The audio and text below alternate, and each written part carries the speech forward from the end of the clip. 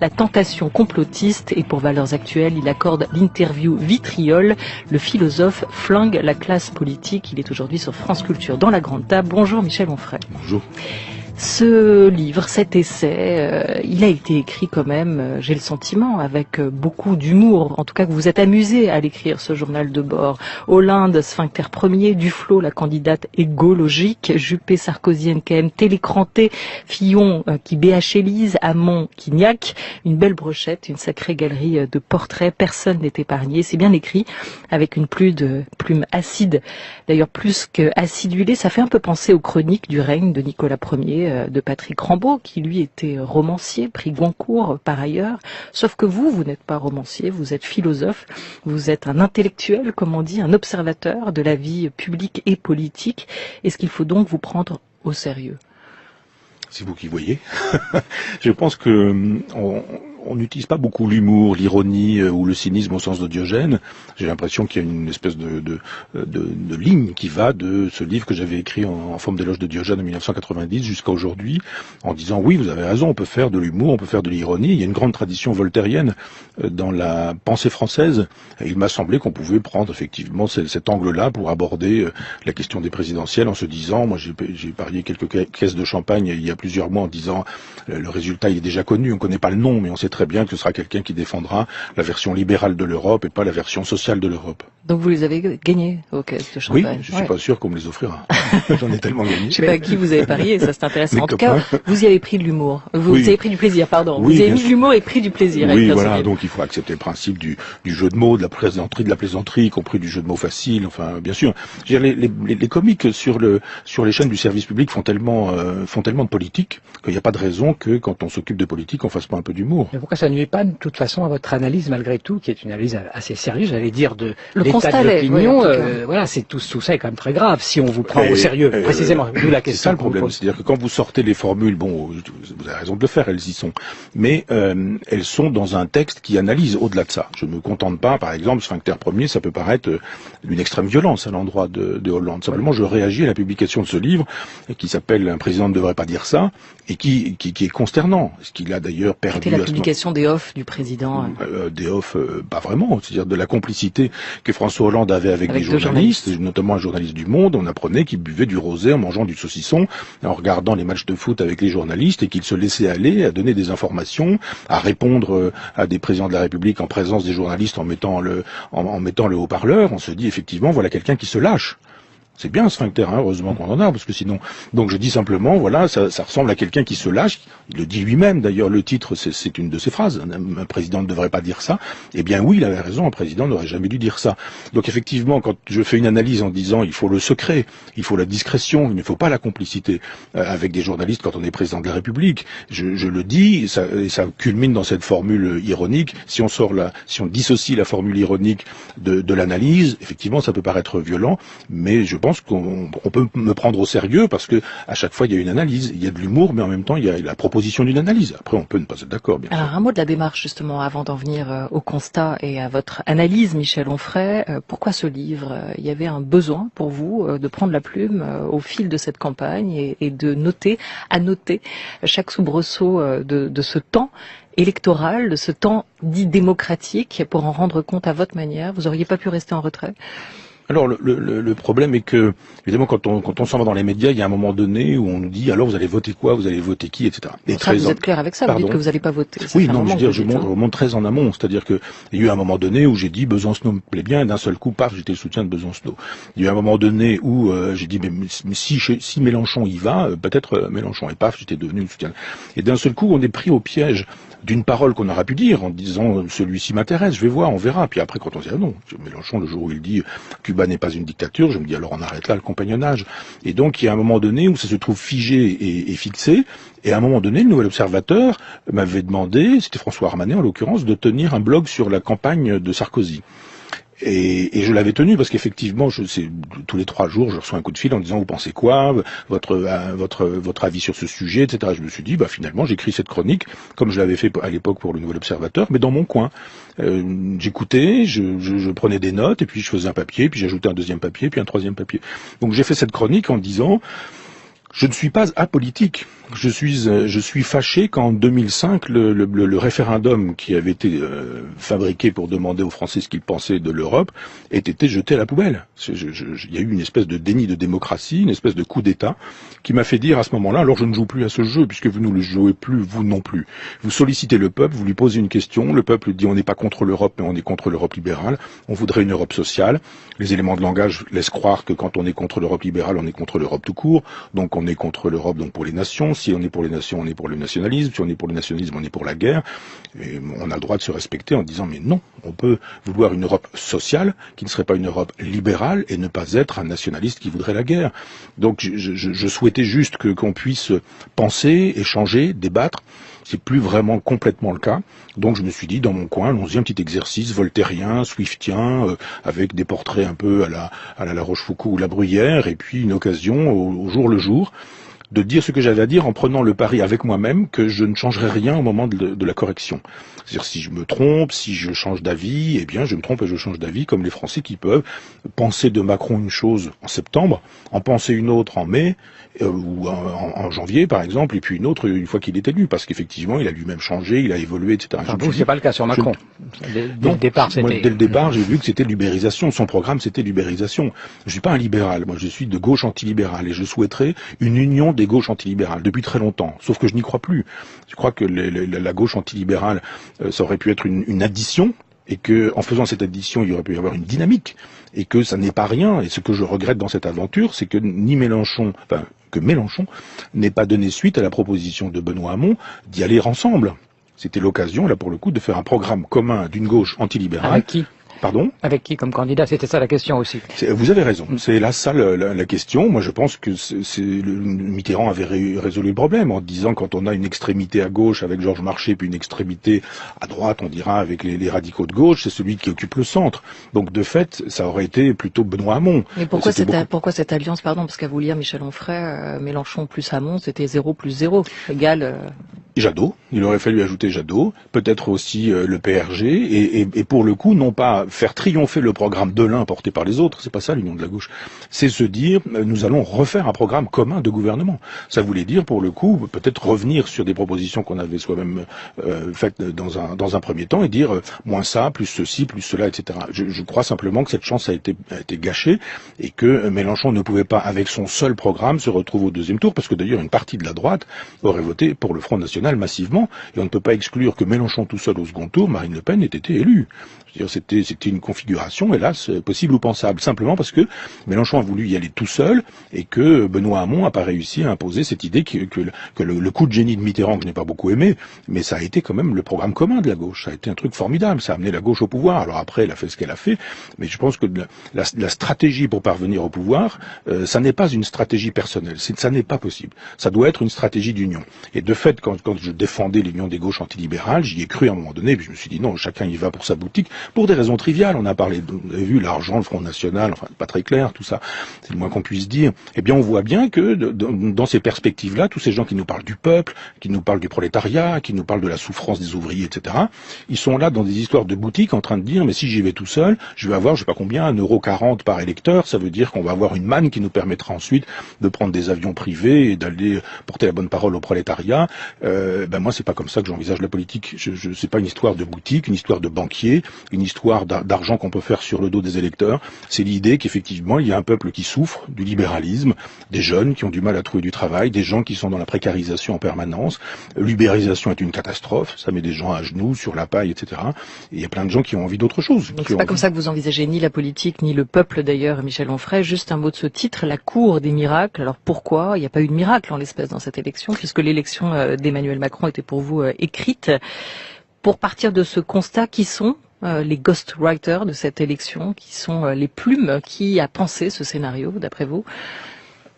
Alors bon, là, on entre dans la logique du complot. C'est-à-dire dès qu'on commence à penser et qu'on n'admet pas la version officielle. La version officielle, on l'a vu, le lendemain ou le surlendemain de l'élection de Macron, le service public diffusait une émission où on nous disait en gros que Macron c'était Jésus. Il avait des voix qu'il n'avait pas de programme, mais que finalement c'est la personne qui est importée, qu'il avait toujours su qu'il serait là pour ça, et que finalement la révélation était arrivée. C'est la parousie, hein. La version officielle, c'est la parousie. Alors le service public, vous avez aussi invité au lendemain de l'élection d'Emmanuel Macron dans cette émission, mais vous avez eu des douleurs au dos qui vous ont empêché d'être toujours une déchirure. Vous auriez pu apporter une contre-voix à cette illumination. Vous savez, je refuse pas le débat, je refuse pas de me faire agresser, je refuse pas d'aller dans l'arène où je sais très bien que je vais me faire agresser, c'est pas mon genre. Il n'y avait aucun second et je ne suis pas venu parce que j'ai été traité par cortisone et morphine et que je suis resté 8 jours dans mon lit à ne pas pouvoir bouger et c'était de véritables raisons.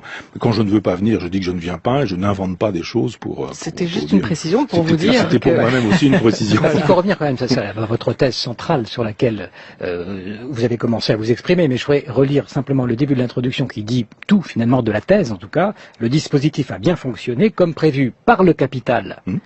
Emmanuel Macron a été élu dans le fauteuil du général de Gaulle. Si ça n'avait pas été lui, ça aurait été Fillon, second choix. Bon, il fallait placer à ce poste un serviteur de l'État maastrichtien, ce Moloch totalitaire qui impose la religion du veau d'or et place ses desservants là où ils doivent se trouver pour bien faire fonctionner la machine. On vous a accusé pour cette phrase de complotiste, c'est-à-dire que tout est prévu par le capital. Est-ce que vous n'êtes pas simplement, si je puis dire, marxiste? Si vous voulez, je veux bien, ça me gêne pas. Ce marxisme-là, je l'assume pleinement. Je suis pas du tout gêné par ce marxisme-là, parce que ce qui me gêne dans le marxisme, c'est la parousie, c'est le millénarisme, c'est la dictature du prolétariat. Mais une analyse marxiste de ce type-là, non, je porte volontiers, et c'est une gentillesse que vous me faites de le dire, parce que je le crois. On ne peut pas croire que des individus qui ont beaucoup d'argent, qui achètent des journaux qui sont en faillite, qui servent ces journaux la plupart du temps, parce qu'ils sont en plus de ça subventionnés par l'argent public, aux revues de presse dans les journaux où le matin on nous dit ce qu'il faut penser, le bien, le mal, etc. On ne peut pas imaginer que ces gens achètent la presse parce qu'ils aiment la presse. Ils achètent la presse parce que c'est l'occasion de défendre leur vision du monde. Et quand vous regardez un certain nombre de journaux, vous voyez bien par qui ils sont possédés, et quand ces gens nous disent qu'ils soutiennent Macron dès le départ, eh ben ça me paraît clair que ces gens-là nous disent clairement que tel ou tel journal va être l'instrument de l'élection de Macron. Ça n'est pas être complotiste que de le dire. Donc il y a des intérêts financiers, économiques, qui créent des superstructures idéologiques, qui ont des moyens d'influence, etc., qui font cela. Mais ça veut dire que vous réinscrivez la politique aussi dans le conflit avec des intérêts divergents, ce qui semble disparaître aujourd'hui du paysage. Comment vous expliquez le fait que la notion même de conflit semble avoir des intérêts divergents ou dominants d'ailleurs. Mais pour aller dans votre sens, moi je défends depuis toujours la lutte des classes. Je pense qu'il y a une lutte des classes, ça me paraît évident. Et que ceux qui ont intérêt à dire qu'il n'y a pas de lutte des classes sont ceux évidemment qui font partie de la classe dominante.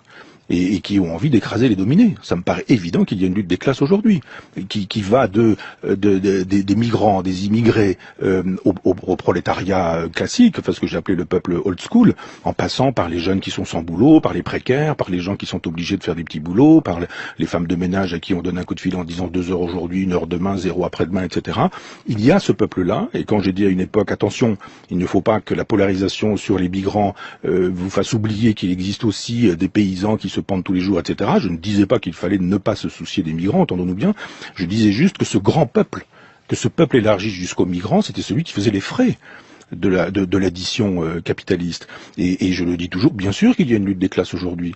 Moi, dans mon village natal, je vois bien que il y a ce que j'ai appelé la France du marteau, la France de l'enclume, qu'il y a une France de l'enclume. Mais la question que je pose, c'est pourquoi est-ce qu'on est sorti de cette notion même qu'il y a un conflit de toute façon dans une société sur le plan politique? C'est ça la question. Pour une raison bien simple, c'est que, et puis après, comme on est à France Culture, on pourrait parler de Paul Ricoeur, mais la vraie raison, c'est qu'en 1983, Mitterrand arrête d'être de gauche, cesse d'être de gauche, en disant, bon, le socialisme, je ne suis pas parvenu.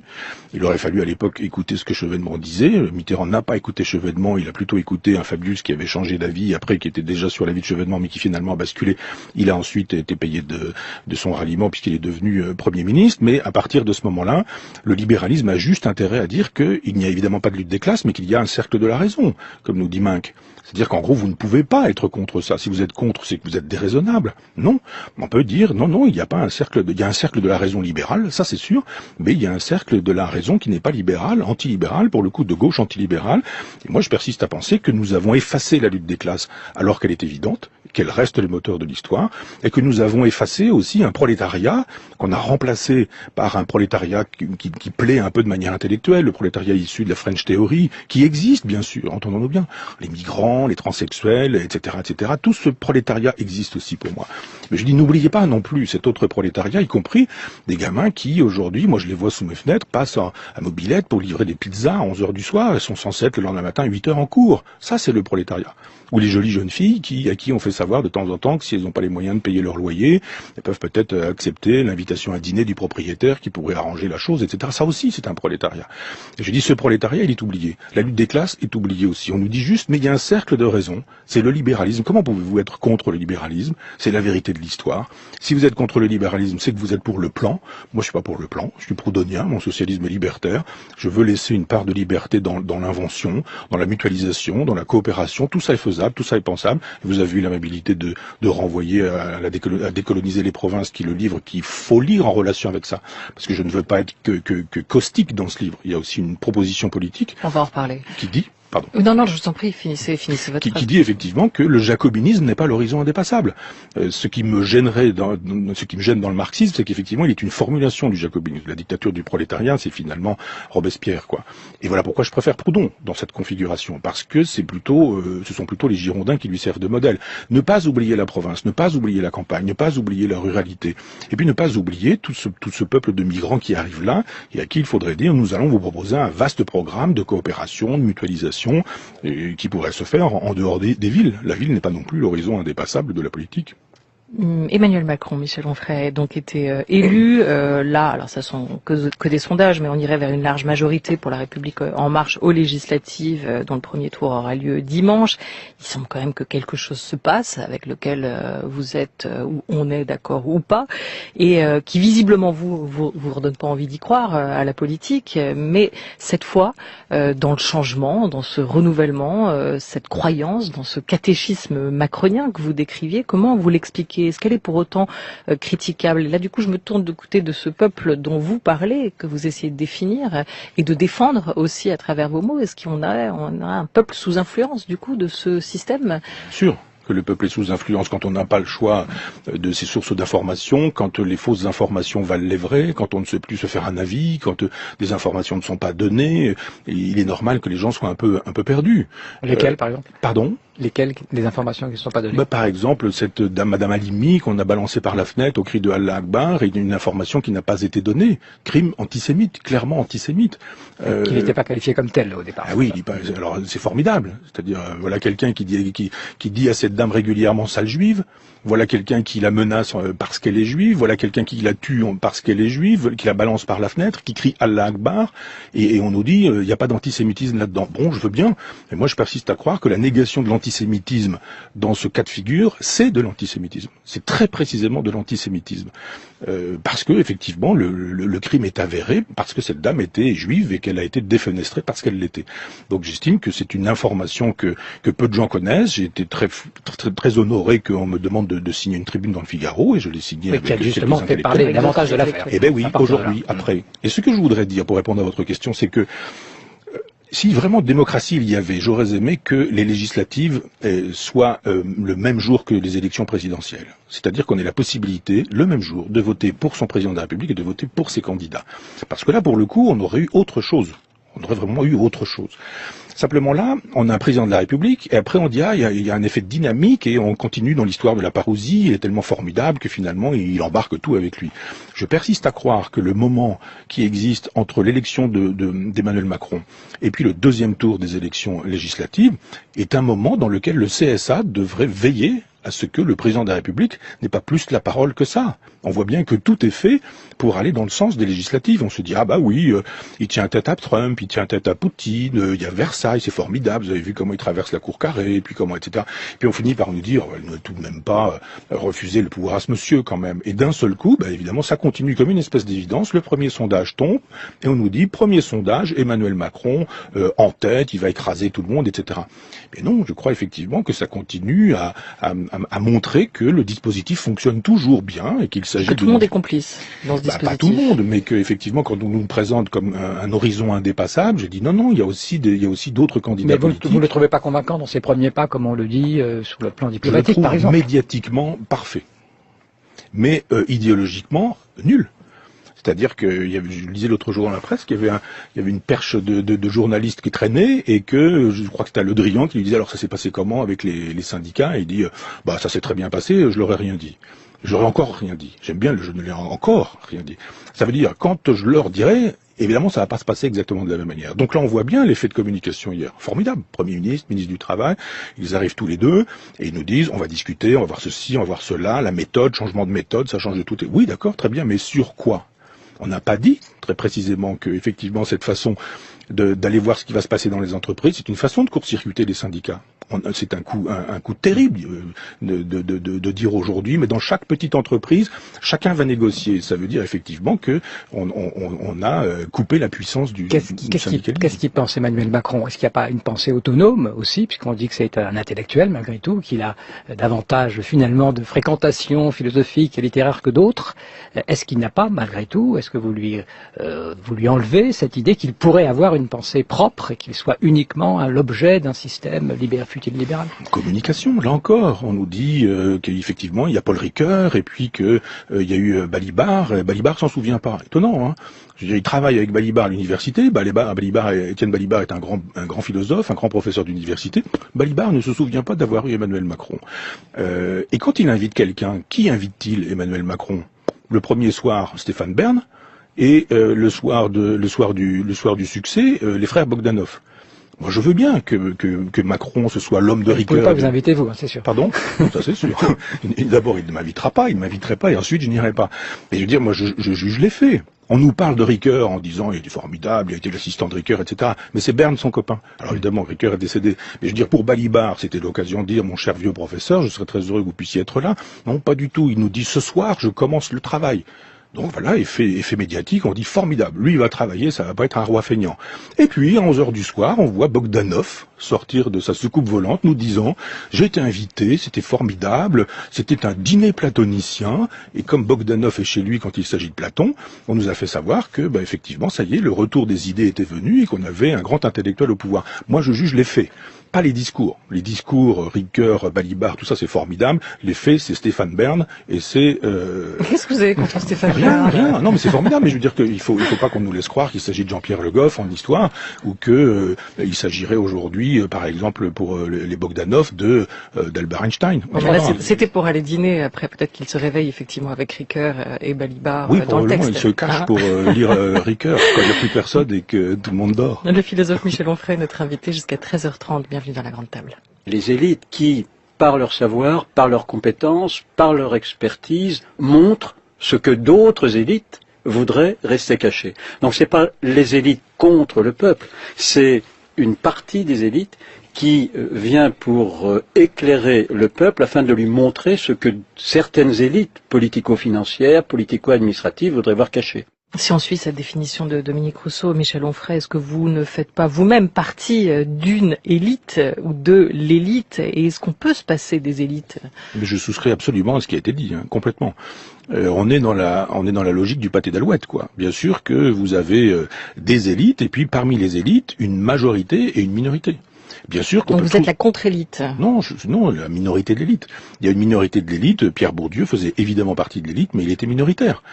J'ai fait un livre qui est une que j'ai appelé Célébration du génie colérique. C'était au moment de la mort de Pierre Bourdieu chez Galilée. J'avais fait ce petit livre, et c'était une collection de tout ce que la presse avait dit d'infamant à sa mort. Vous ne pouvez pas imaginer le tombereau d'ordures qu'on a versé sur le cadavre de Pierre Bourdieu. Je descendais d'un avion, on m'a dit que pensez-vous de la mort de Pierre Bourdieu? Je dis vous rigolez.